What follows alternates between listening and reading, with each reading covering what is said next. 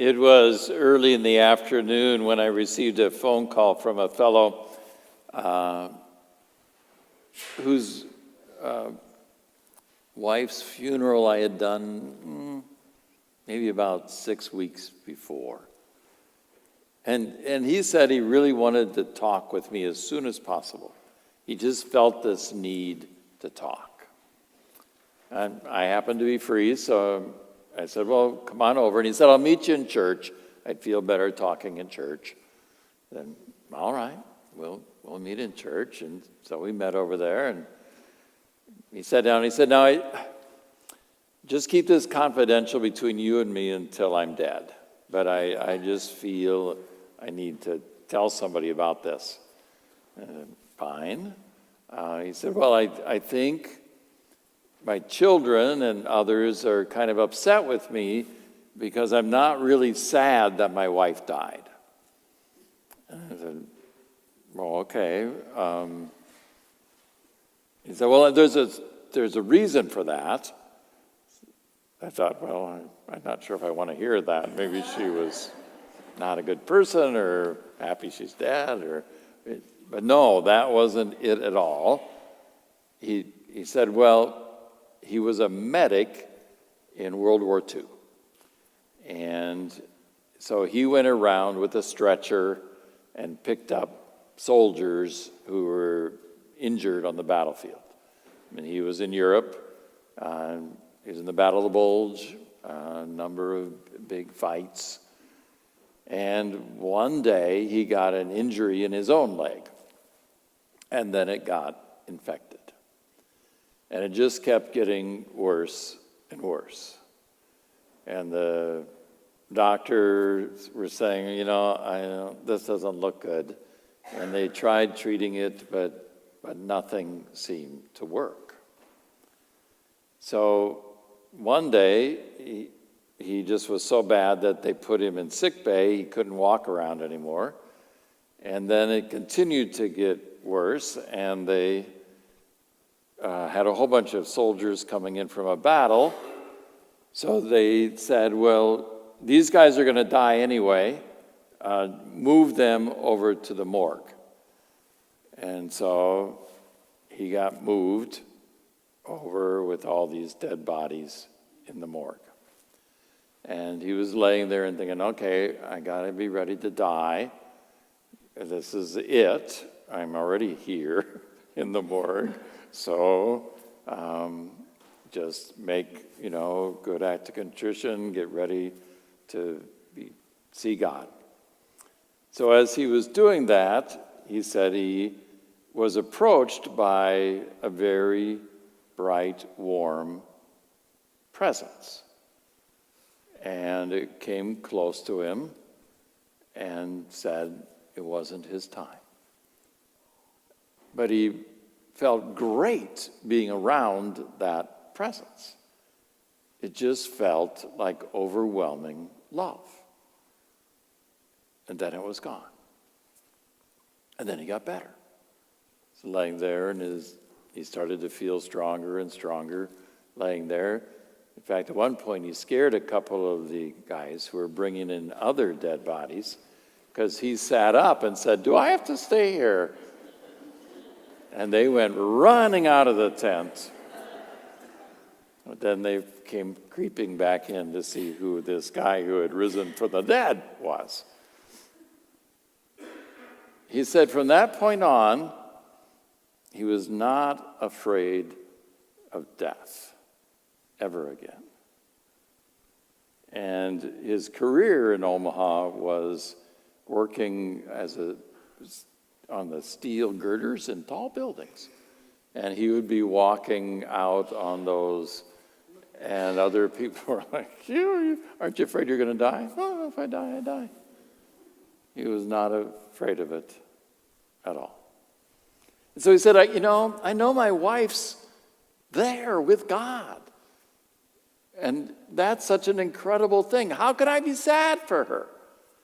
She is in some place so much better. I can't be sad. I'm sad she's not around. But I'm not sad for her.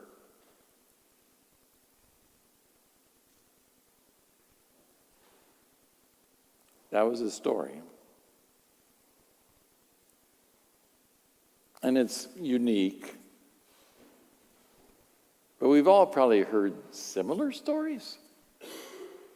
Stories of people near death who have amazing gifts, visits.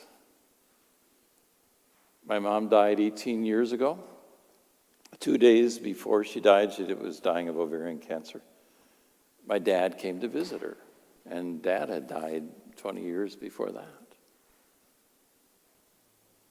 And she knew that she was going on a trip with him. Dad came to visit. We're going on a trip soon. And that comforted her tremendously. There is something in us, human beings, that just is a bit eternal. It can't seem to stay here.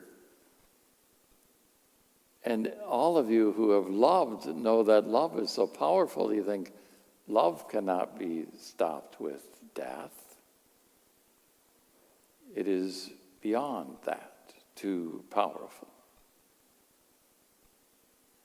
So this weekend, the church traditionally puts two feasts together, but one got bumped because it's a Saturday.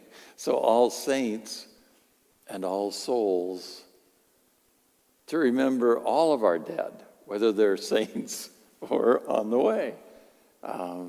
That it's important to realize that as Christians that there's a connection between here and beyond here. That we're not far apart. That our loved ones who have died are not distant, but close. So we remember them. And that's an important thing in the Christian tradition, to remember, to stay connected, because they are assisting us. They are our community. They surround us each and every day, helping us and guiding us on our journey.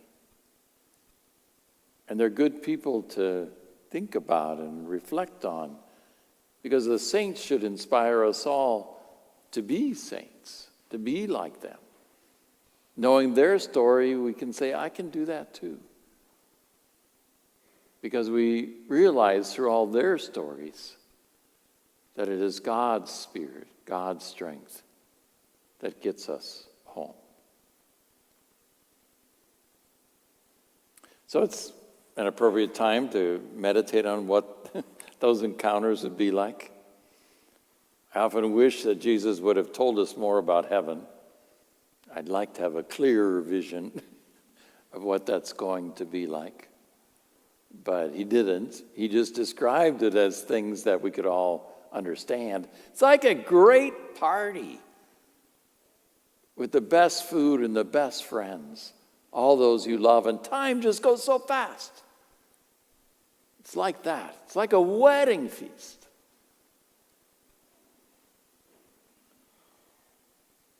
And then his description of the other place, also not very clear, but he would always just refer to it as the garbage dump outside of town.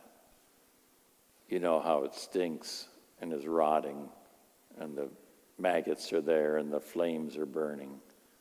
It's like that. Pope Benedict was really good about reflections on heaven and hell. As a theologian, he had written a book on it, which I think was very good. It's a little heavy to read. I've recommended it to people who I think are able to take it and think, You'll have to sit down with me, Father, and go page by page through that, because I don't really get it. But one of the good things I think Pope Benedict said about hell was, nobody accidentally goes there.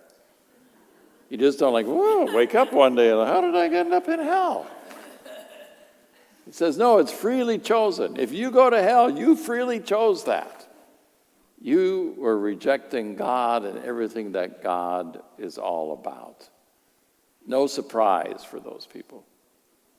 And there are a lot of priests will tell stories. You come to anoint somebody near death and they curse at you to tell you to get out of the room. They had nothing to do with God in this life. They want nothing to do with God in the next life. You think, well, okay, good luck. Freely choosing to be apart from God, that God creates a place away from him, because that's what some people want.